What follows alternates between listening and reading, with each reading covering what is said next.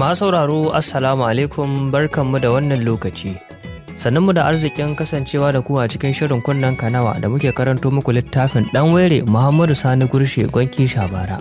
Littafin da hukumar binciken tarihi da kyautata al'adu na jihar Katsina ta wallafa.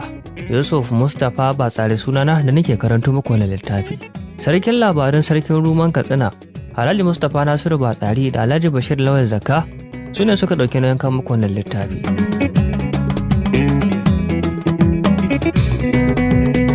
A shirinmu da ya gabata idan ba ku manta ba, mun tsaya ne a daidai inda suka rince mai da kokowa a bisa dawakai suka yi ta dukan junansu. Zuwa can Ɗanwaire ya fidda awaki ya dubi bakin ƙaura ama ya kuwa rusa masa shi, amma wasu kuwa cewa suka yi ba awaki ne ba, hannunsa ne ya dunkule ya tattakure ya kai masa naushi a baki har haƙoransa na gaba duk suka fita.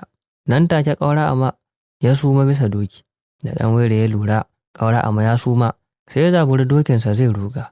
To ashe lokacin da suke yawan nan ba ta kashi har suka shiga cikin rukuki, rawanin Ɗanwaire ya fara warwarewa. Ya yi wuf zai fito sai ya ƙaya ta kama rawanin. Ai shi ko bai wata ba sai ya gargaje rawanin ya bar shi nan bisa ƙaya ya sheƙa a guje. A nan muka dakata a shirinmu da ya gabata, a hali yanzu za mu ci gaba. A lokacin da hankalin ƙaura ama ya dawo ya farka ya shafa fuskarsa sai ya hangi rawanin Ɗanwaire a sagale, shi kuwa ya kudu a guje. Ƙaura ama ya kama doki ya hau ya bi shi, suka yi ta gudu har suka isa garin Ɗan Kaba. A wannan lokaci kuwa Ɗan Kaba na kewaye da ganuwa. Da isarsu sai Ɗanwaire ya matsa dokinsa ya tsallake ramin ganuwar, shi kuwa ƙaura ama sai dokinsa ya kasa tsallakewa. Saboda haka tilas ya tsaya. Ɗanwaire ya waiga ya ce wa ƙaura ama, ka koma, ni yanzu na fi ka, tunda dai kai baka da dokin da zai iya tsallake ganuwa. Daga nan sai ƙaura ama ya koma ya ɗauki rabin garkuwa da mashin Ɗanwaire ya tafi da su gida. Rawanin kuwa ya bar shi can cikin rukukin daji, sai dai waɗansu suka ɗebe su. Ƙaura ama mutumin Jubala ne ta cikin gundumar Shahuta a jihar Agadez, kuma sanannen mayaƙi ne wanda ya suna a tarihin ƙasar Nijar da Najeriya. Ya yi sarautar Dan Kama har tsawon shekaru 22, wato daga shekara ta 1902 zuwa shekara ta 1924. Kuma tun lokacin da suka yi faɗa da Ɗanwaire ba su sake haɗuwa ba, sai a wani lokaci cikin shekara ta 1903. Sa'an nan kuwa har Turawa sun ci Katsina. Aka ce da haɗuwarsu a majalisar sarkin Katsina Abubakar, sai Ɗanwaire ya kalli ƙaura ama ya bashe da dariya ya ce, kai wannan yaro, yaushe ka fara hirar haƙora? Shi kuwa ƙaura ama sai ya amsa ya ce, a ranar da maza suka yi wa 100 suka kasa komawa su kwashi, sai duka suka harzuka za a gabza. Sarki Abubakar ya lallashe su, ya ba su haƙuri ya ce musu, ai yanzu babu yaƙi. To a haka sarkin Katsina ya yi musu sulhu ya sasanta tsakaninsu. Sarkin Katsina Muhammadu Bello ɗan Umarun Dallaji shi ne ya sari garin Ummadau a shekara ta 1845 miladiya. An kafa wannan gari ne kuwa lokacin da sarkin Maraɗi Umaru ɗan Mani ya zuga mutanen da ke zaune a wasu garuruwan yammaci da yamma maso kudu da birnin Katsina su yi tawaye. Bayan da sarkin Katsina Abubakar Siddiƙu ya murƙushe wannan tawaye, sai kuma yawa mazauna wannan yanki fita da kulli, ya bi duk ya toye garuruwan 'yan tawaye. Jama'a suka warwatse ko ina a wurare daban-daban, suka yi ta yin ƙaura, kai sai ma da ta kai fagen wannan yanki mai cike da garuruwa da birane manya da ƙanana ya fara komawa daji. Ganin haka fa sarkin musulmi Aliyu ɗan Bello, Aliyu Babba, ya umarci sarkin Katsina Muhammadu Bello da ya sake tara waɗannan garuruwa, sa'an nan kuma ya kafa wasu sababbi. Garin Ummadau na ɗaya daga cikin waɗanda aka fara ginawa. Da aka ƙara gini, aka umarci sauran jama'ar da suka tsere daga ƙasar Ruma kamar mutanen Manawa da Kundawa da Tsaraka duk suka koma Ummadau. Tun daga wancan lokaci ne kuma Rumawa ke sarautar garin har yanzu. A zamanin da Ɗanwaire ke zaune a Dutsen Safe da muƙamin hakimin Kankiye ne wani dagacin Ummadau ya rasu. Shi kuwa Ɗanwaire sai ya sha'awar shugabancin wannan wuri. Don haka ran nan ya shirya ya nufi Sokoto, inda ya tafi da ƙoƙon bara. Sa'an nan ya yi kamun ƙafa a wurin magajin rafin Sokoto. Ɗanwaire ya yi ƙoƙarin samun wannan sarauta, amma sai aka hana shi, aka ba wani. Ashe yayin da yake ta zarya zuwa Sokoto, waɗansu fadawan sarkin Katsina duk sun samu labari. Saboda haka suka je suka kai saran Ɗanwaire wurin sarki suka ce, Allah ya baka yawan rai, ai duk karamcin da ka yi wa Ɗanwaire bai gode ba. Gashi can ya tafi Sokoto neman sarautar Ummadau. Wannan abu kuwa ya ɓata wa sarki Abubakar rai ƙwarai da gaske. Amma dai daga bisani ya haƙura ya ƙyale Ɗanwaire. Duk yadda mutum yake to baya rasa masoya, haka kuma baya rasa maƙiya.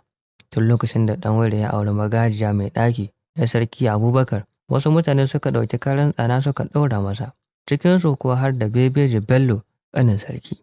Da aka gane babu jituwa tsakaninsu, wasu masu kaifin hankali suka yi ta ƙoƙarin sasanta su, amma abu ya cutura, suka gaji suka ƙyale su, suka yi ta zama a haka. Yau da daɗi gobe ba daɗi.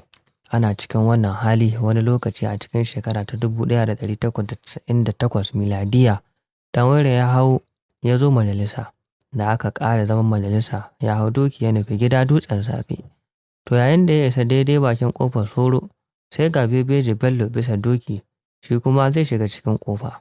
Haifa sai suka haɗe a ƙofa, suka yi tsaitsaye cirko-cirko, ba wanda ya kauce wa wani.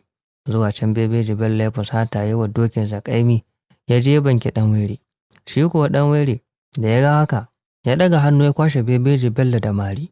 Kafin ƙyaftawar ido sai ga jini na fitowa daga kunnen Bebeji Bello. Ohoho, ai Bebeji Bello ya runtuma a guje, ya je faɗa gaban sarki yana kuka ya ce, Sarki, na ce maka Ɗanwaire ba mutumin kirki ne ba, ka ƙaryata ni, to yanzu dubi abin da ya mani. Nan take fada ta ruɗe, masu zagi na yi, masu mamaki na yi, masu dariya na yi. Da sarki Abubakar ya ga haka kuwa, sai ransa ya ɓaci. Gari na wayewa, ya sa aka tara masa manyan fadawa da manyan 'yan majalisa, da kuma wasu manyan baradan Katsina, ciki kuwa har da ɗan Kahi da ɗan Barsu da Idi mai damisa aka taru. Sarki ya gaya masa abin da Ɗanwaire ya yi wa Bebeji Bello. Ya ce wani hukunci ya kamata a yi wa Ɗanwaire. Fadawa kuwa kowa ya ta faɗin albarkacin bakinsa, wasu suka ce a kamo shi a ba shi kashi, wasu suka ce a kore shi daga ƙasar Katsina, wasu kuwa sai suka ba da shawarar a tuɓe shi daga sarauta. Da aka natsa, Rubin Muhammad Dikko ya miƙe tsaye, ya dubi sarki Abubakar ya ce, Allah ya baka yawan rai, kada a kuskura a kori Ɗanwaire daga Katsina. Ya ce muddin aka kore shi, to babu shakka za a samu mummunar ɓaraka a rundunar yaƙi. Haka kuwa aka yi ta tafka muhawara, har da aka tsayar da shawara aka cire Ɗanwaire daga karagar hakimcin Kankiya. Aka naɗa Umaru ɗan sarki Abubakar. Ranar da aka yanke wannan hukunci, shi Ɗanwaire bai ko je majalisa ba. To yana zaune a ƙofar gida ana yi masa aski, sai ga wani baransa a guje ya zo ya faɗi, ya yi gaisuwa ya ce, ranka ya daɗe, kunnenka nawa? Ɗanwaire ya kasake. Zuwa can ya dubi wannan mutum ya ce, na ji ana kaɗe-kaɗe da bushe-bushe a cikin gari, me ya faru? Sai wannan bara na Ɗanwaire ya kara baki ya ce, to yau ba kai ne hakimin Kankiya ba, Umaru ne. Da Ɗanwaire ya ji wannan labari na an tuɓe shi daga sarautar Kankiya, sai ya fara tunanin komawa ƙasar kakanninsa. Ba a daɗe ba ya je sari Yammaiwa ya yi gida, ya kuma sari babban gona a wurin, ya kwashe wasu iyalansa da barorinsa ya mai da su can. Yau yana Dutsen Safe, gobe yana Yammaiwa. Haka ya yi ta yi har wani lokaci. Ana cikin wannan hali sai kuma wata babbar fitina ta sake ɓarkewa ƙasar Gobir da Sokoto da Maraɗi a wani lokaci cikin shekara ta 1898. Babban abin da ya haddasa wannan rigima kuwa shine kisan gillar da aka yi wani basarake Bafillatani wanda Sokoto ta naɗa a wani gari cikin ƙasar Maraɗi. Lokacin da Sokoto ta yi wannan naɗi, sai sarkin Katsinan Tasawa mijin yawa da sarkin Maraɗi Malle da sarkin Gobir na tsibiri Ibrahim Shawai suka yi haɗin gwiwa, suka tada gawurtaccen rundunar yaƙi, suka sa aka kamo wannan Bafillatani suka kashe shi. Daga nan kuma sarkin Gobir ya sa aka yi ta kashe Fulani da ke cikin ƙasar. Wannan kisan walaƙanci da aka riƙa yi wa Turankawa ya girgiza sarkin musulmi Abdurrahman ɗan Atiku, da ya mulki daga shekara ta 1891 zuwa shekara ta 1902. Ƙwarai da gaske kuma a duk lokacin da sarkin musulmi ya tura mayaƙa, sai sarkin Gobir Ibrahim Shawai su laƙume su. Aka yi ta yin haka har wani lokaci. Da sarkin musulmi da ya ga Gobirawa sun fi ƙarfinsa, sai ya aika da wasiƙun neman taimakon gudunmuwar mayaƙa a duk faɗin daular Usmaniyya. Sarkin Katsina Abubakar ya samu wannan wasiƙa, ya tara manyan mayaƙan Katsina ciki kuwa har da Ɗanwaire. Aka karanta takarda. Sarki ya ƙara masa bayani na irin halin da Sokoto ke ciki. Ɗanwaire ya ke tsaye dubi sauran jama'a ya ce, lallai lokaci ya yi da za a taimaka wa sarkin musulmi. Daga nan ya je ya amshi takardar daga hannun magatakarda. Ya dubi sarki ya ce, Allah ya baka yawan rai, ni wannan takarda ita ce goron yaƙi na. Ya sanya cikin ajihu. Sarki ya dubi ɗan waire ya murmushi, amma bai ce masa komai ba. Da aka gama fadanci sarki ya sallame su. Kowa ya koma gida aka fara shiri. Daga cikin mashahuran mayakan Katsina waɗanda sarki ya ba goron gayyata zuwa wurin wannan yaƙi kuwa akwai Dirɓi Muhammadu Dikko da Ƙaurawayya da Iya Labaran da Idi Mai Damisa da kuma waɗansu masu yawa. Ɗan waire na isa gida ya shiga shirye-shiryen zuwa yaƙi. Ya sa aka tara masa manyan malamai suka dukufa a kan yin addu'a da roƙon Allah. Sa'ad da ake ta shirye-shiryen yaƙi a Katsina, a can kuma Gobir Sarki Shawai Ibrahim na ta yin nasa shirin. Da farko ya turo su amintattun barorinsa suka zo su ga irin shirin da Katsinawa ke yi. Waɗannan 'yan rahoto suka koma suka kwashe labaran abin da suka ji da abin da suka gani suka faɗa wa Sarkin Gobir. Suka gaya masa cewa a cikin ƙungiyar Katsinawa ma har da ɗan waire. Sarkin Gobir Ibrahim Shawai hatsabibin mutum ne na ƙin ƙarawa. Jarumin gaske ne, kuma gawurtaccen mayaƙi. Babu irin saddabarin da bai iya ba. Saboda haka da ya ji cewa akwai ɗan waire a cikin rundunar Katsinawa, Aifa sai ya shirya ya shiga yin kulumboto. Ya shiga neman ɗan waire ta hanyoyin sihiri da saddabaru. Musamman ma ya ajiye wani tulu ya cika shi fal da ruwa. Duk lokacin da ya kira sunan ɗan waire sai fadawa da ke kusa da shi su ji ɗan waire ya amsa a cikin tulun nan ya ce na'am. Daga nan haka wani maroƙin sarki ya ɓarke da waƙa yana cewa mai Gobir irin ta kurobau, radda ka kashe ɗan waire ni ko jaɓɓarsa kaka bani. Da aka ƙara shiri ƙungiya ta nausa aka nufi Sokoto. Aka haɗu da sauran rundunonin yaƙin da sarakunan daular Usmaniya suka aika wa sarkin musulmi taimako da su. Aka tashi aka miƙa har ka isa Gobir. A wannan tafiyar kuwa ɗan waire musamman ya haɗa wata ƙungiya ta mutum 7. Daga cikin 'yan ƙungiyar akwai Wakaso da Mazadu da Abubakar Dandu da Abu ɗan Marafa da Tomo da Barade da kuma ɗan Barema. Rundunar sarkin musulmi Abdurrahman ɗan Atiku ta haɗu da su sarkin Gobir a tsibirin Ibrahim Shawai a garin Cikaji cikin ƙasar Maraɗi. Aka shaya daga, aka gwabza yaƙi. A wannan karo ne aka ce Gobirawa suka nuna jarumtaka wadda ba a taɓa ganin irinta ba. Suka yi ta yaƙi iyakar iyawarsu. Aka yi gumurzu wanda rabon da irinta tun yaƙin tsuntsuwa wanda aka yi a zamanin Shehu Usman. Duk da girman rundunar yaƙin sarkin musulmi, amma a karon farko Gobirawa suka laƙume kashi 1/4 na rundunar. Washe gari aka haɗu a bakin fama, aka kausa. Wannan ranar ma aka zubar da jini mai yawa. To a rana ta 3 ne fa aka yi zube ban ƙwaryata, tunda a salatin wannan rana ɗan waire ya shirya.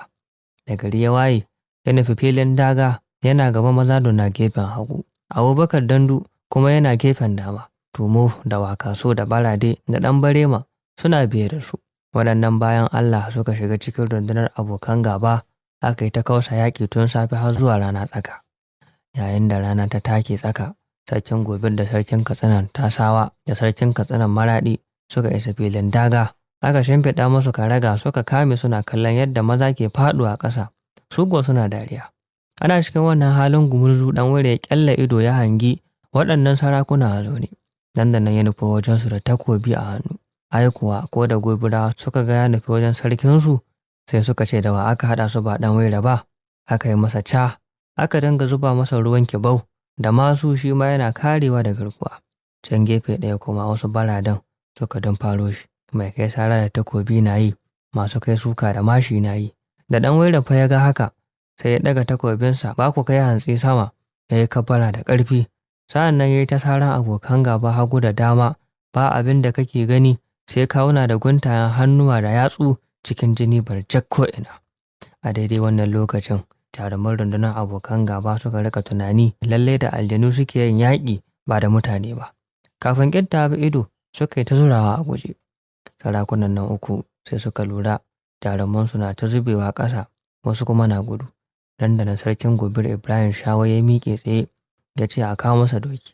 Aka kawo, ya ɗauki takobi ya rataya ya hau ya nufi wajen da ɗan waire yake. A daidai wannan lokaci kuma shi ma ɗan waire ya kusa isa wajen su sarki. Da ya hangi sarkin Gobir ya ko da takobi tsirara a hannu, sai ɗan waire mai da nasa cikin kube.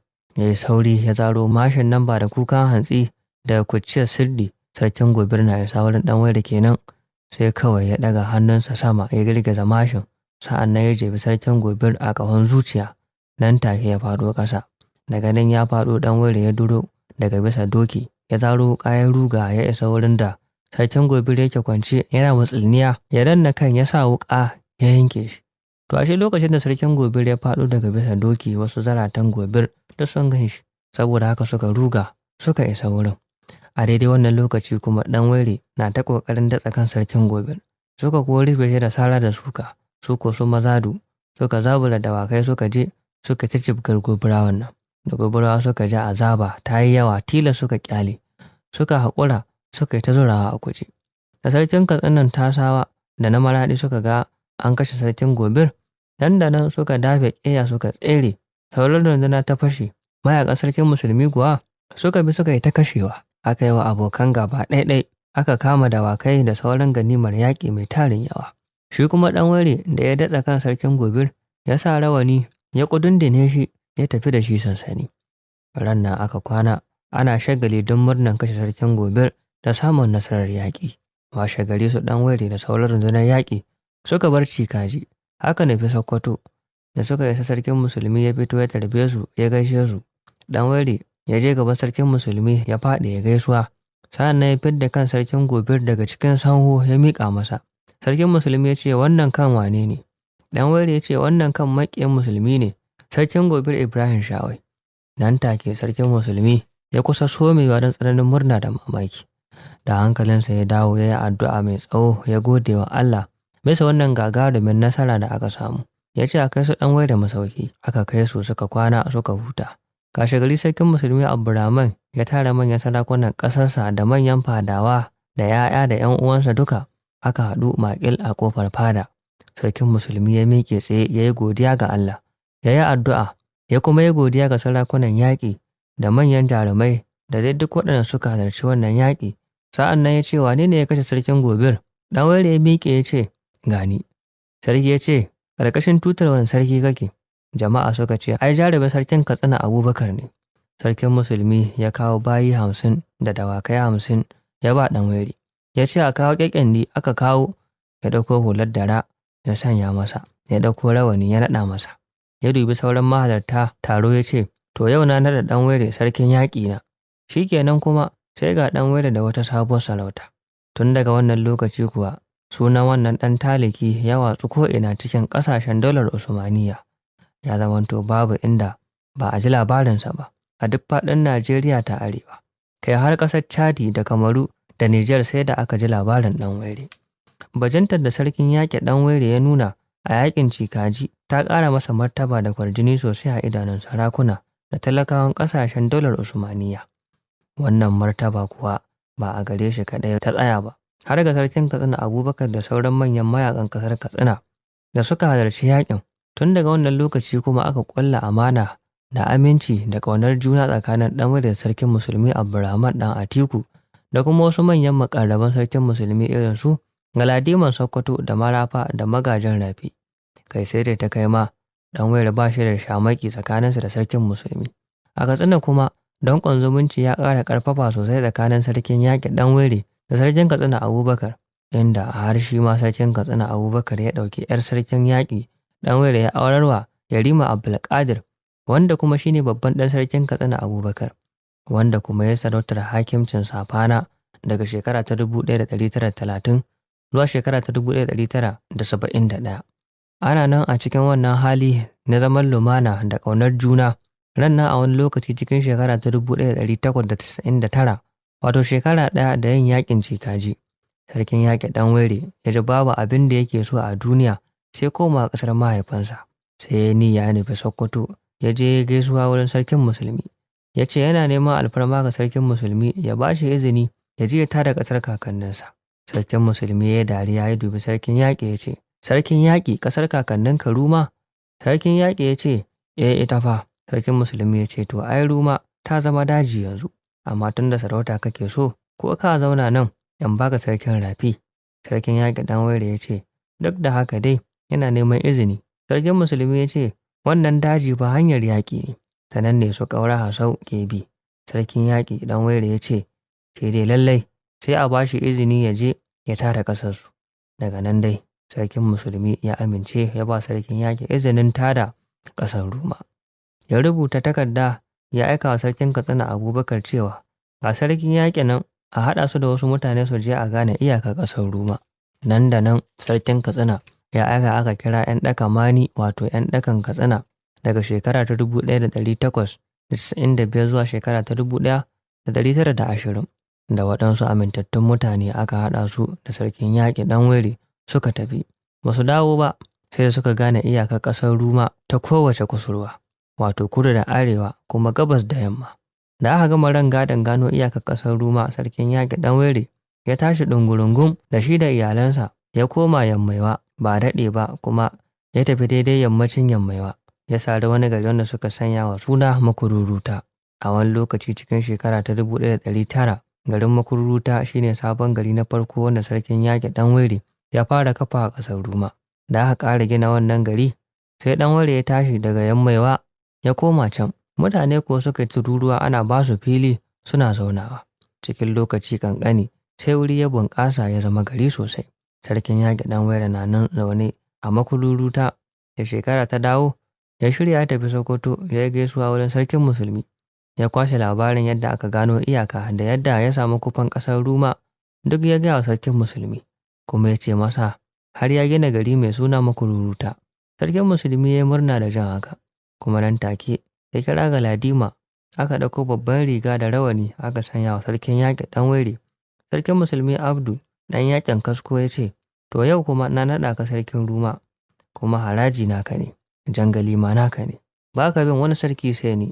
Aka rubuta takarda wadda take kunshe da bayanan naɗin da aka yi ma sarkin yaƙi Ɗanwere sarkin Ruma.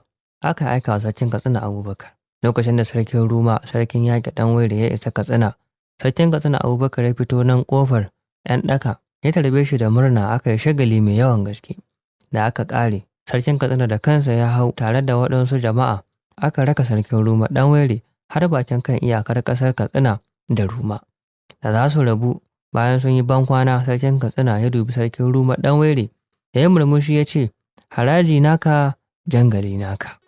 Masu sauraro anan za mu dakata, sai a shirinmu na gaba za mu ci gaba da karatun littafi na Ɗanwere Muhammadu Sani Gurshe Wanki Shabara, littafin da hukumar binciken tarihi da kyautata al'adu ta jihar Katsina ta wallafa. Sarkin labaran sarkin Ruman Katsina Alhaji Mustapha Nasiru Batsari da Malam Bashir Lawai Zakka mai angon Sabon Layi a garin Kwantagora suka ɗauki nauyin kawo muku wannan littafi. Yusuf Mustapha Batsari da na karanta nake cewa mu haɗu da ku a shiri na gaba.